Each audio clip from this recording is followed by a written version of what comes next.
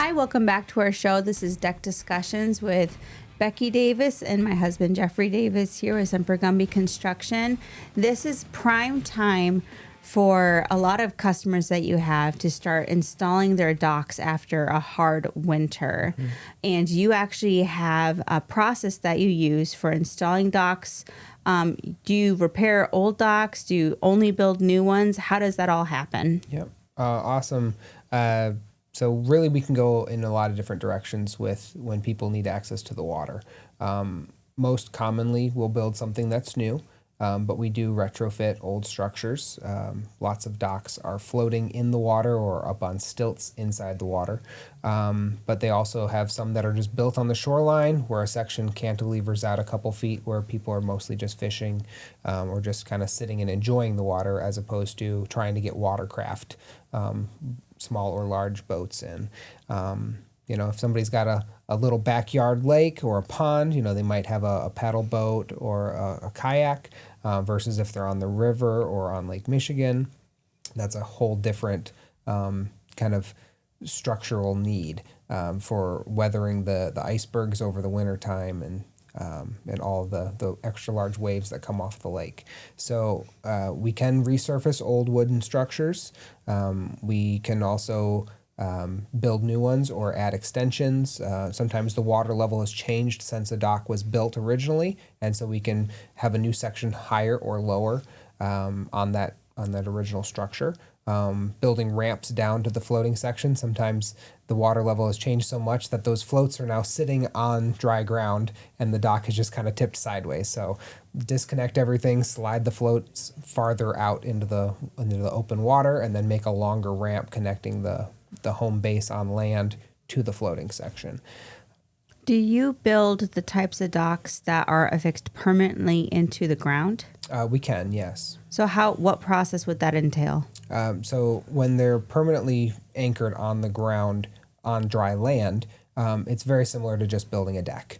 Where we dig a hole, you put concrete in, you put a different type of footers in. You can hammer steel down into the earth to get your foundational bearing. Once you're in the water, whether that's a pond or a river, you do need to have approval through EGLE for a lot of those sorts of conditions where you're disturbing wetland as opposed to dry areas. And then there's different requirements for what considers an actual foundation. And is this actually a permanent structure, or is this a semi-permanent structure that is removable and you'd pull it out of the water at the end of the season? And depending on the weight of it, it could be very heavy and very immovable, but it's still considered, semi-permanent, and you technically could put it on a winch and slide it up off onto the shore. So a lot of ways you can go with that. Most of them are built with wood. People are now starting to do more composites down right on the edge, more barefoot friendly as you're climbing out. If you're using that as a swimming platform, a lot of our dock systems we build have a combination of a land-based with cantilevered and then a floating section. And we've even built them where the floating section is detachable. You just unhook some carabiners, you can push it off into the middle of the lake, drop an anchor, and now you've got a fun place for people to congregate on and jump off of. You put slides on them, different things like that. One of the latest technologies we've gained access to recently is from the Holden Deck and Dock system, which uses ceramic tiles as the foundation for the walking surface. And so these are 100% stable products. They're not going to expand and contract like wood or composite does. And because they're porcelain, they're going to stay cool to the touch.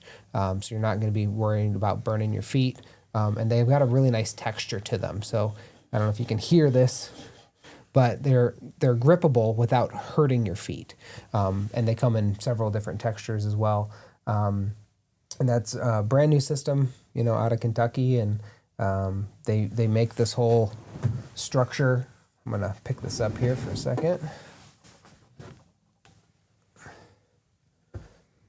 All right, so we've got a steel frame underneath. And they custom make them in their factory to the sizes that we've requested. And it has a mesh inside. That is what the tile is affixed down onto, and they're rated for 50 years. You put the composite trimmer on the outsides if you're looking to really finish them off, and then they're totally user-friendly, barefoot-friendly, and as heavy as this material is, it still floats. They make an integrated dock float system specially for this product so that you can, for those looking over here. Whoops. Yeah, I was So, expecting very sandpaper, heavy. but I got something else. Yeah, It feels almost like sand. Yeah, it feels like you're walking on the beach, where you've got traction. Like my hand, it won't slide across it, but it's not Right, rough it's not either. rough. Yeah, not scratchy. And you can just finish them off with side panels, or they will powder coat the steel if you want to have that left visible. And it's cool to the touch. Cool to the touch. Still use all the standard railing systems, or wooden posts can be mounted through.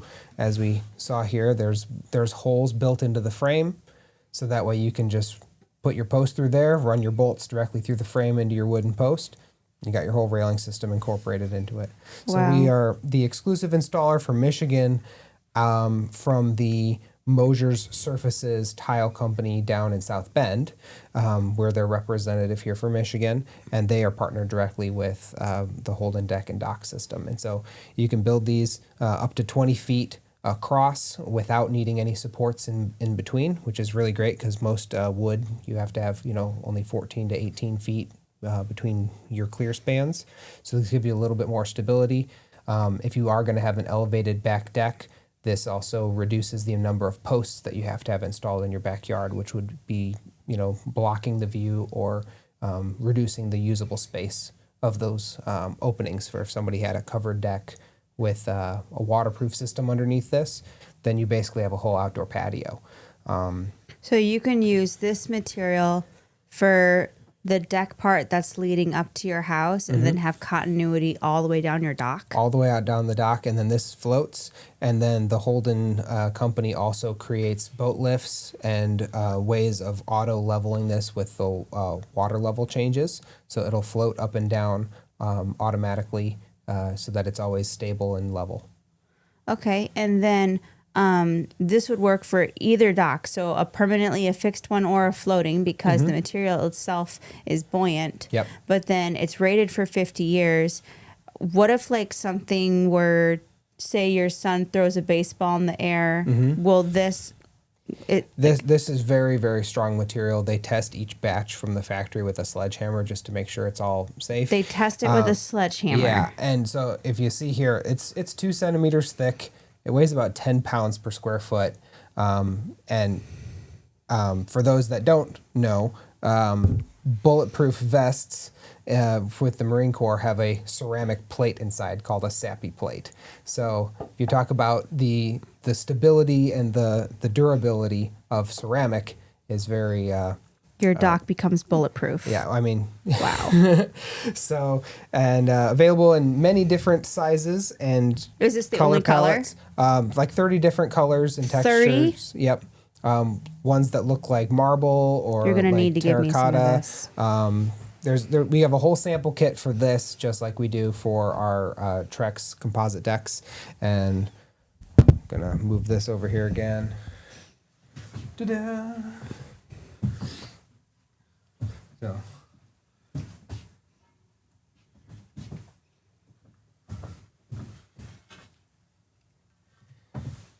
And we do have even wood grain as an option. There are 3 different wood grain patterns and colors that this company makes. They come in a 1 foot by 4 foot, so it looks just like hardwood floor would in your home. And again, 2 centimeters thick, extremely heavy. This one piece here is about 40 pounds. So, got our doorstop. You're not kidding. Did you hear the sound that just made?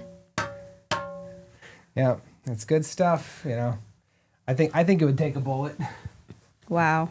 I've never actually considered the thought that my deck or my dock would take a bullet. That's pretty cool. So how much would something like this cost? Yep. So the tile itself and the frame are very similar in cost to a high-end composite. So it doesn't have to break the bank. You can get steel posts and beams to go underneath it, but you could also use a wood structure for those components. And then you're just basically all the different sizes of the steel grid that they manufacture for us. They're delivered on site, and then we just bolt it all together. So you don't have to weld anything once you're there. So we get our beams level, and we just start setting the pieces on them, 200 pounds at a time, and put all the bolts in, and then it's ready for tile, after a couple hours. That's so cool. It's a pretty quick process. We do have 2 of these already scheduled for Diamond Lake near Cassopolis. So those will be coming up real soon. We'll get a bunch of good before and after pictures and some videos of that assembly process, and really excited for more. So let me pivot just a little bit, because I want to ask you about customers that live on Lake Michigan. Mm-hmm.